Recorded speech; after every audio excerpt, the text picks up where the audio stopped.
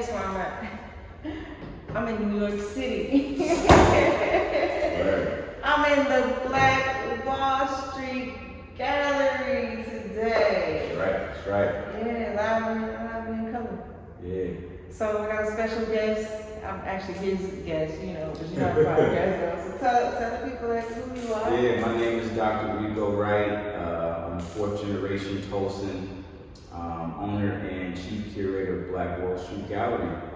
Black Wall Street Gallery opened almost 3 years ago, next month. Yeah. And hello. The whole idea behind opening the gallery was to create a space where we could really put on view, hello, and on display Black culture and Black excellence. And I wanted people to come into the space to have a very Black cultural experience. For example, when you go to Little Italy, right? Mm-hmm. They make sure we have a very Italian cultural experience. Very from the food, from the language, from the ice cream, it's the whole vibe, right? Yeah. Same thing with Chinatown. You're seeing the Chinese characters, you're hearing the Chinese language, whether it's Mandarin or whatever. And then you're eating their foods, they immerse you in their culture. Mm-hmm. So why is it that you would go to a Black Wall Street and not be able to experience that? Mm. So I said, nah, people gotta have that.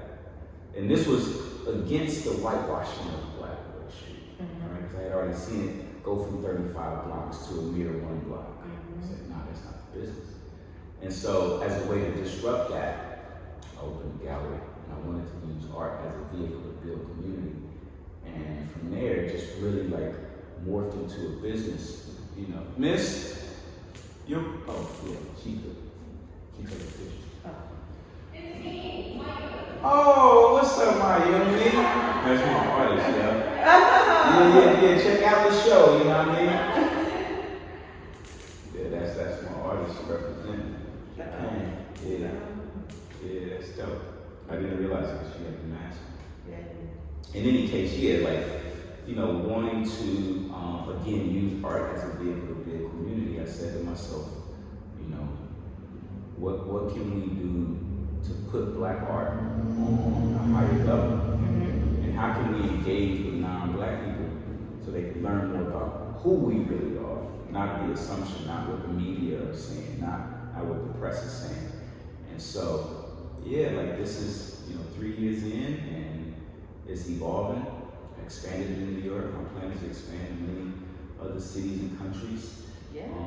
Because I feel like everywhere you go, there could be a Black Wall Street Gallery, there could be these vibes, there could be Black art, there could be our culture shared with the general public, because they do need to understand better who we are. Who better to speak about who we are than us? Yeah. And you're giving artists, and so many different artists, an opportunity to display, their thoughts, their expressions. Yeah. That's part of the mission, actually. To grant access and create platforms. Yeah. And in addition to that, want to bridge the racial gaps. Mm-hmm. It doesn't make sense that you have all of these, say, white people who want to understand better who we are, but not know where to go. Right. And I don't want them going to the Uncle Tom's. Yeah. Right? Because then they'll be misled. And I've seen it. I've seen too much of it, actually. And so, the whole idea of being able to educate, but to educate in a particular way, right? Of course we have dialogue, but I'd rather recommend that a white person read a book by a Black author and then come and holler at me about the book, right? Yeah. That's far better of an education than me just telling you what I think about this racial matter or what have you. Let's really engage with those who we've actually spent time with. Yeah. Right? Let's talk about our perceptions. Yeah. And how different they are. We can talk about a lot of things, our prejudices and all of that. But if one is actually attempting to understand the culture, I think you go to those sort of master teachers. Why not? And the artists are the masters. That really just relating. And there's also sort of responsibility, social responsibility for artists to kind of relay people's pain. Yeah. I mean, that's well said, and I think, you know, carrying that burden is an honor. Yeah. You know, it's like the ancestors chose us for this time, and what a beautiful time it is. Despite everything, right? Like, all things considered, we are now in a position to shift the culture, to move it forward, but to also institute new ideas. Yeah. Right?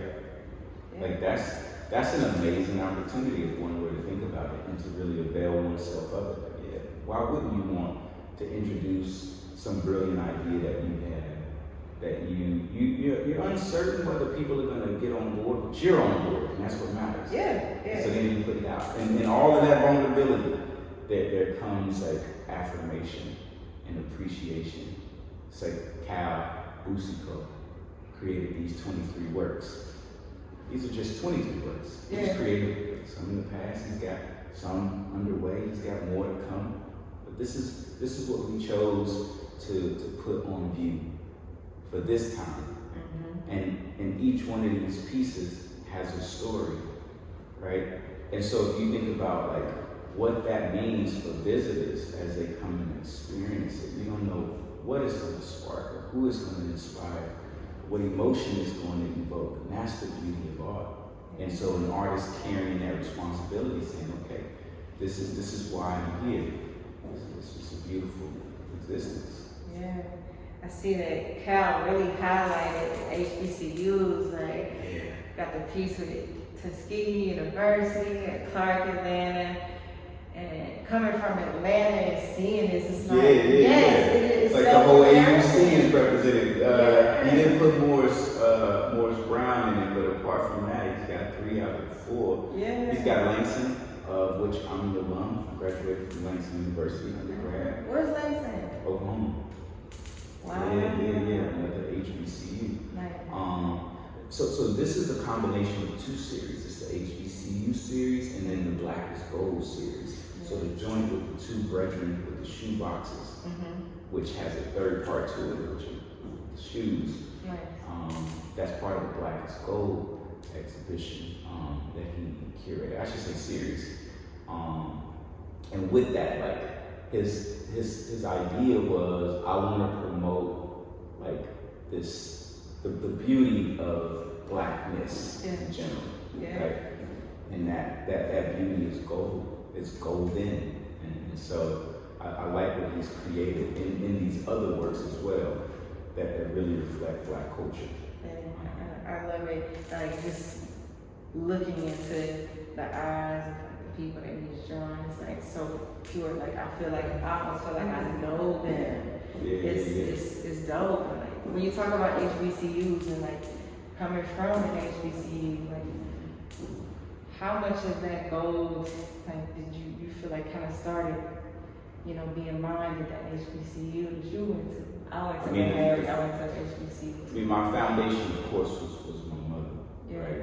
And I would say Langston continued in that effort. It was like a coming of age, and also like moments when I got to make mistakes in life and not be shunned, not be shamed, not be thrown to the wolves. And you need that. That's the beauty of HBCUs. You get a lot of student support services. You get a lot of support in general. You get mentors. And I wasn't exposed to that, right? Growing up, I didn't have doctors and lawyers around. In fact, when I went to college, you know, I saw these people, doctors such and such. I'm thinking they're medical doctors. I'm like, well, why are you teaching history? Right. You know what I mean? Because I'm not exposed to that at this time in my life. And so, you know, I think overall it was a great experience for me for the simple fact that I got to be introduced to so many different things that growing up I wasn't privy to, right? I was deprived of a lot of things, and that's okay, such is life. But it was at Langston that I really became a man and started to learn about myself with respect to so many different things and learning from different people, because they grew up in a different way. They watched the Cosby Show, whereas I watched Martin. So I got, you know, and I look at these works, the HBCU joints, I think of the Cosby Show.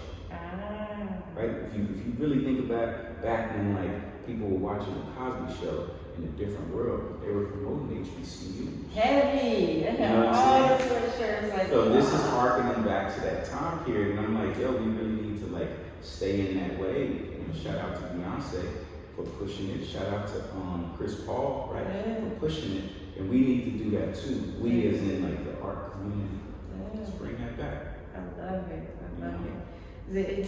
It's different. Yeah. It's different. I remember from my med school interviews, like my mom literally, I've told this story in some interviews before. My mom, I was growing my dreads out. My dreads is like down here.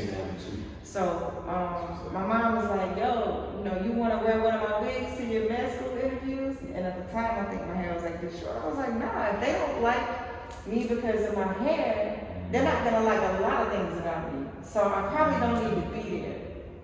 And I remember I went to Mahari, to the interview with Mahari, and one of the ladies that worked in the admissions office, she was like, I love your hair.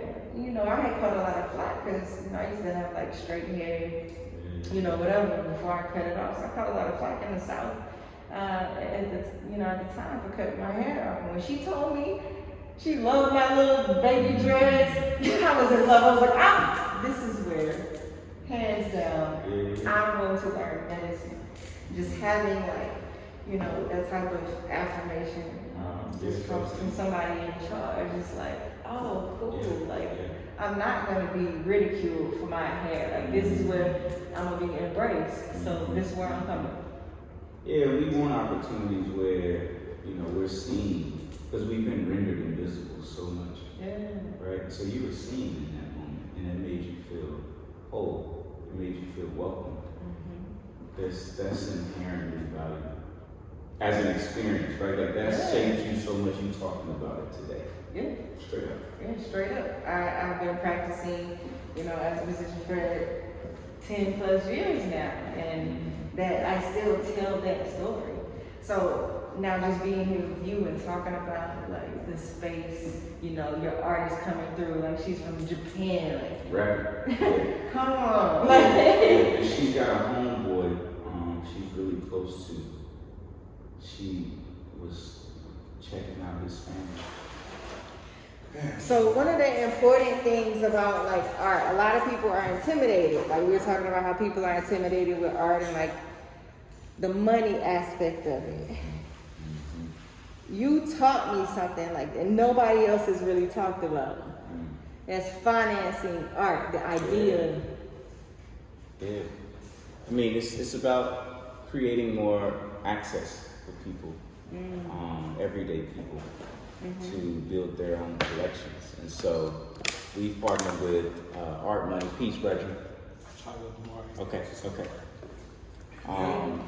Yeah, we've partnered with Art Money, and they provide financing up to $100,000 for art sales. Yeah. So they have this, program where it's 10 months, 10 payments, 0 interest, so long as you qualify. And the other good thing about it is, like, you can pay up to whatever amount of the purchase price. Say a painting is $10,000. Yeah.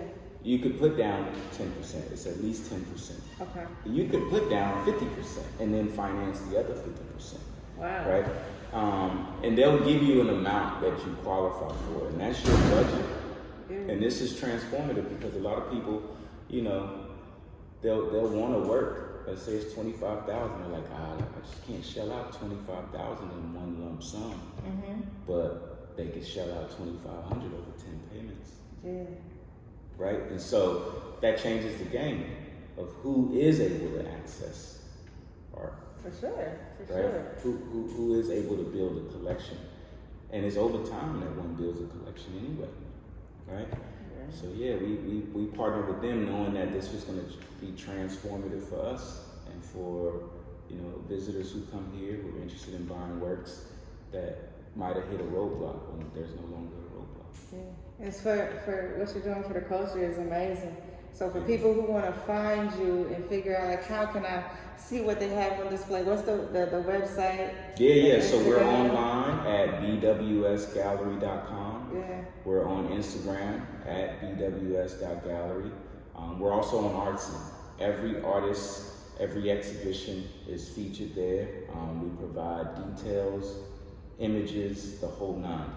And if one is interested, you have to contact us, right? And then we'll take you through the process. We can help you to get finance if that's of interest.